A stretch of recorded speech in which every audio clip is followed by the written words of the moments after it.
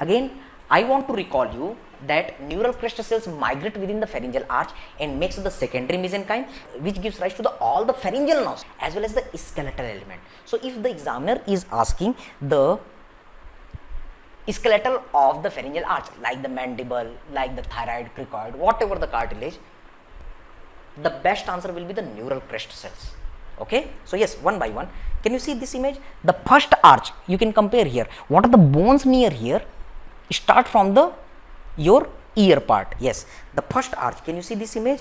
Strip-wise manner. So first arch is giving rise to the Meckel's and incus. Okay, then there is the one small ligament between the malleus, in front of the malleus. That's why this is the malleolar ligament. Better word is the anteromalleolar ligament. And then one more ligament is running from the spine of sphenoid to the mandible part. That's why this is known as the mandibulo-sphenoid ligament or sphenomandibular ligament. Then part of the mandible as well as the maxilla part also. So these are the derivative of the first arch. Now can you see the second arch derivative? Yes, stapes. Then there is the styloid process, the next strip just below it. Then there is a ligament from the styloid process to the hyoid. So what is the name? Stylohyoid ligament. Then can you see this is the hyoid bone, this is the smaller cornua or lesser cornua, and this is the superior half of the hyoid. So these are the structures getting developed from the second arch. Now the third arch is giving rise to the greater cornu and the inferior part of the hyoid. Now the fourth arch and the sixth arch combinedly gives rise to the cartilages of the larynx. But more precisely, the fourth arch gives rise to the upper cartilages like the thyroid and the epiglottis, upper part of the thyroid and the epiglottis, while the sixth arch is giving rise to the remaining part. So with comparison with this diagram, we are going to prepare the notes. And how can we remember? Yes, so write down the notes. Skeletal element,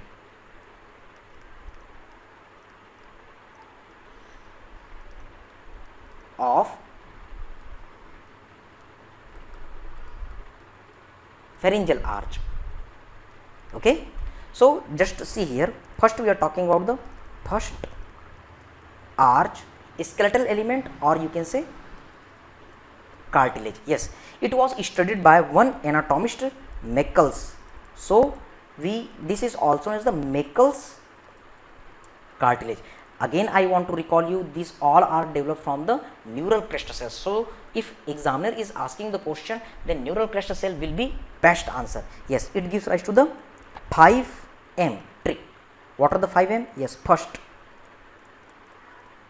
malleus and incus, just to remember. Second is, second M is malleolar ligament, but better to remember anterior malleolar ligament. Then third is coming from the spine of sphenoid to the mandible, but to remember what we are writing, that is the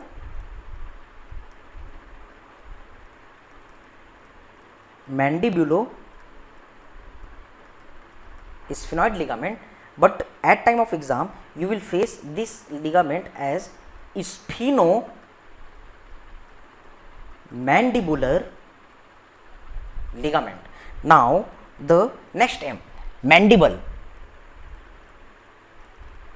and one more thing, that is the maxilla. Remember, the parts of the mandible and the maxilla, they are also getting developed from the first arch. So you can remember with the 5M. Okay, so here is the trick. But again, the maximum bone of the cranial region, frontal, parietal, whatever you will say, maxilla, sphenoid, vomer, these all are getting developed mainly by the neural crest cell, except the lower part of the occipital region. Also few book mentions that the posterior part of the parietal bone. These are developing from the primary mesoderm, primary mesenchyme. Remaining all are facial, skeletal. They are derived by the secondary mesenchyme neural crest cells. So yes, just to remember, this trick is here. Remember, part of the mandible, part of the maxilla, these all are indicated in the various textbook. To make easy, we are doing in this way. Now, what are the structure getting developed by the second arch? So write down elements. Yes, it was studied by the anatomist known as the Rickards. You can say Richard or Rickards, both. That's why it is also known as the Richards cartilage, again it is derived by the neural crest cells. Yes, it gives rise to the 5S. 5S. So what are the 5S? You can write down. First is the stapes. Yes, smallest bone of the our body, MCQ. But remember, except foot plate, along with the one ligament around this foot plate, that is the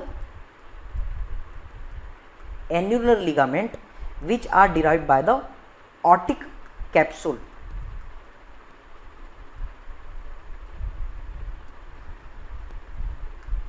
Yes, this is one exception, one update for you. In development of the ear, we will talk about it. The otic capsule will make all the structure of the internal ear, and the structures which are attached with the internal ear means foot plate of the stapes and one ligament around it, that is the annular ligament. Okay. Now what are the other S? You can write down the next, that is the styloid process, and then one ligament from the styloid process to the hyoid bone, that is the stylohyoid ligament. Do you remember stylohyoid muscle was the derivative of the second arch muscular derivative? Here we are talking about the second arch skeletal derivative.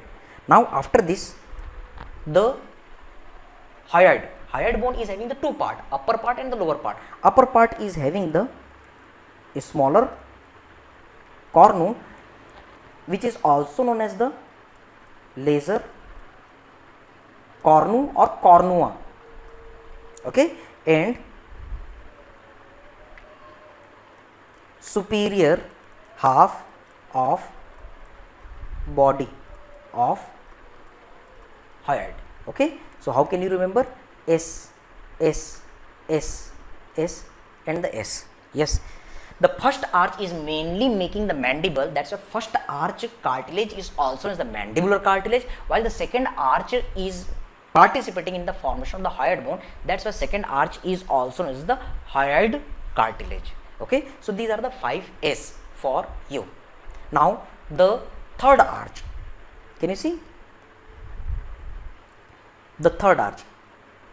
Yes, see here, suppose this is the hyoid bone, it is having the two parts, upper part and the lower part.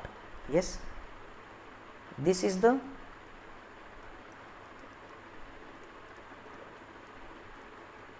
laser cornu and this is the superior half of body, while this is inferior half of body, and here is the greater cornu.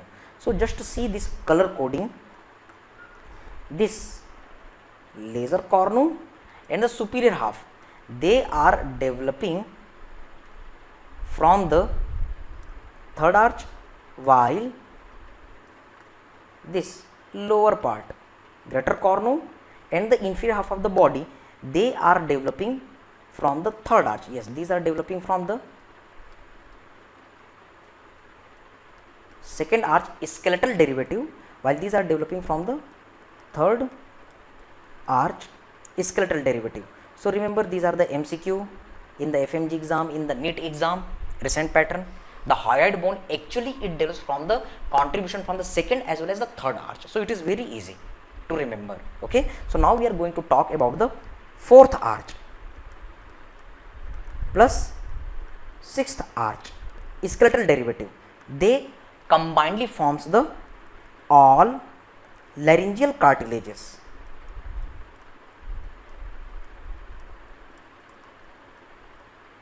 Yes, this is the way. How can you remember? Yes, few books they will mention that fourth arch it will make the upper part of the laryngeal cartilage, means upper part of the thyroid cartilage as well as the epiglottis, while rest other cartilages will be formed by the sixth arch cartilage. So these all about the skeletal derivative. So after this nerve, muscle and the skeletal derivative, now little information about the pharyngeal arch artery. But remember, this pharyngeal arch artery we will better understand in our cardiovascular development part, but here I am just showing you few images to remember.